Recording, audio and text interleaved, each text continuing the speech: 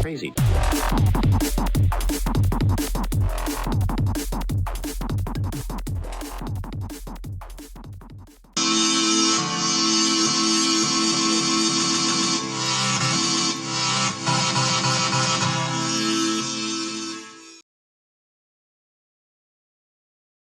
Pretty much been into music my whole life.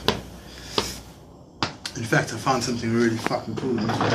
This is me when I was 14.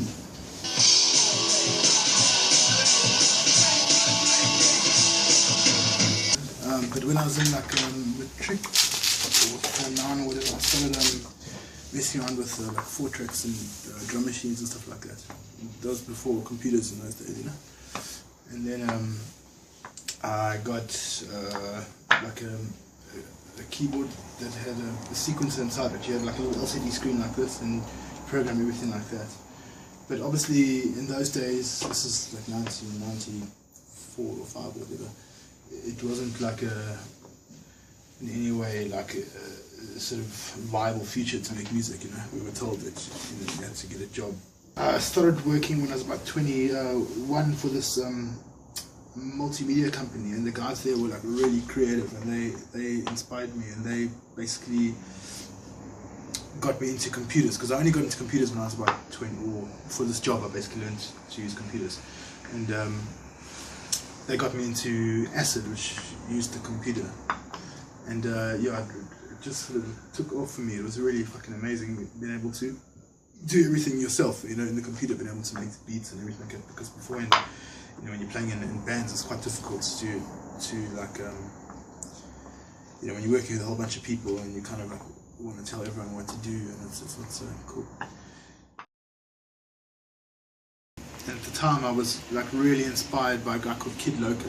He basically kind of like, he was like my major key into electronic music, you know. That's kind of the vibe that I was into at that time. It was all like, you know, when Portishead, all that kind of stuff was big. And basically this guy had like, it was like electronic music like I hadn't heard before, because he used sort of organic samples, you know, of like sort of like he had sampled from kind of like 60s, 70s sort of like records and stuff like that, and he turned it into this really beautiful kind of trip-hop, sparse kind of thing. And I suppose it really spoke to me because I realized that I could make this myself. It wasn't like beyond what I could do, you know. My first album, I made that on hi-fi speakers. My setup then was hi-fi speakers with the sound card was one of those like OR64, whatever, the video came as a sound card, you know. And I didn't have any MIDI synths or anything like that. So I just used to sample some records, and then just take that into Acid and fuck around. And my entire first album, like all the samples used, and it can fit onto a CD, you know.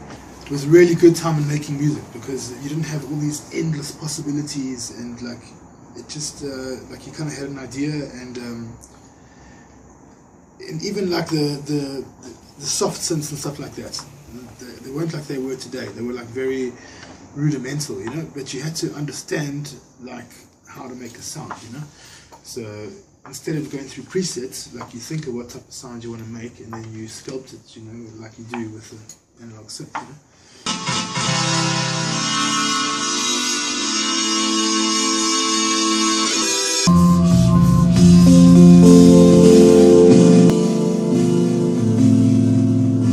Yeah, there was African Dope was now starting to happen, and basically it was Roach and Fletcher, and they were kind of like the main O's in Cape Town, and they made kind of drum and bass, but like really simple. Yeah, I'm literally talking like the samples you download off the net, you know, like the fucking, you know, the classics like Amen, Break, and all shit like that, you know, and they're just like fucking Acid, write it on 12 times, 4 times, you know, and then like, you know, filter it and everything, but fucking it was cool and punk, you know, and yeah, they kind of like, it was really exciting, because they were releasing a fucking album, you know, and then they heard mine, and they kind of like, they were like nervous, I think, that because at that time like boys made like drum and bass, or you know, like, you know, it was quite not dance music and not, you know, it was like, you know, electronic, I suppose, you know. But it ended taking really well, like really well. It just kind of, for some reason, it was a cool album. It just sort of like, I think I just had like joy in my heart at that time of my life, you know, because the album spoke to many people, like young people, old people, whatever, and did good things for me. Yeah, like this was one of the first vinyls, it's Donkey Rattle. It was with a label like in Amsterdam. It was really cool, man, because whoever like, you know, came to play here, if it was like Wagon Class, whatever, I got to play for them, you know. My second album, at 4 Foot on the Stairs, like I literally wrote that in about like 6 months, you know. It just like flowed, man. It was really like a good time for me making music. So then the next album, the Dark Days Exit, it was really interesting for me because I think I almost just sort of didn't want to almost be involved with the whole electronic thing, you know. I certainly didn't listen to it. At that time I started listening to it just like, I mean, I've always listened to lots of music. I really can't understand people who just listen to one genre, but I was listening to mostly like this kind of like contemporary classical stuff, and really sort of ambient kind of. So anyway, I made this album, and initially I actually didn't even want to use any beats and stuff like that. But it started kind of forming its life of its own, you know, and I started making this really kind of detailed, sculpted kind of album. Yeah, and it was great. It did like really well for me. I got licensed to this Compost and Universal as my publisher. And yeah, they like pressed vinyls of everything. This is the album, one of the singles. Then I kind of basically just fucked out and disappeared from the scene for ages, and it's now like 10 or so years later, and I'm starting to feel like I have like a relevant voice once again, you know, because that's kind of important to me, to make music that I feel has like significance in terms of like it means something to people, you know. And so far I've managed to create that, and it's really great because I go out and people come and tell me like how much my music means to them, or I get an email from somebody telling me how much, and that means like a lot to me, because that's all I do is make music, you know. No one pays me to make music. I just have to do it.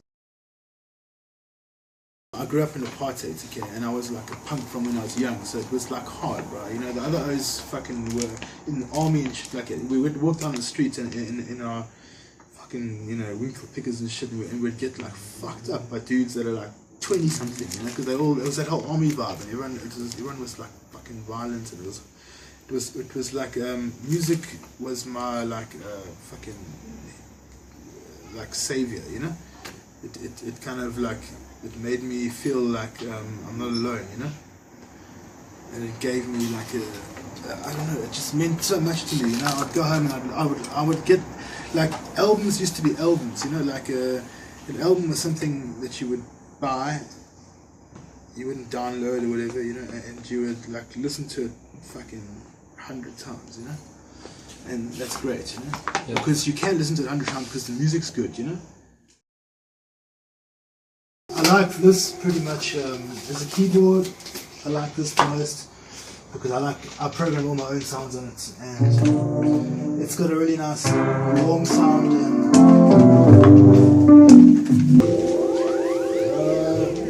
controllers. This I got recently, which I'm really fond of.